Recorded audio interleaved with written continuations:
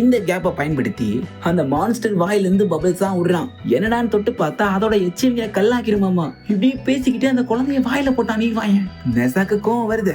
இருந்தாலும் ஓபிங் செம்ம ஸ்பீடா வந்து அந்த மான்ஸ்டரோட வயிற்றிலே குத்திடுறான். அந்த மான்ஸ்டருமே சாப்பிட்ட குட்டி போன கக்கிருது. இதுல என்ன ஒரு பிரச்சனைனா இவனோட எச்சி மூலமா கல்லாயிருவாங்க. சோ அதனால உள்ள போயிட்டு வந்த குட்டி பொண்ணு கல்லாயிருச்சு.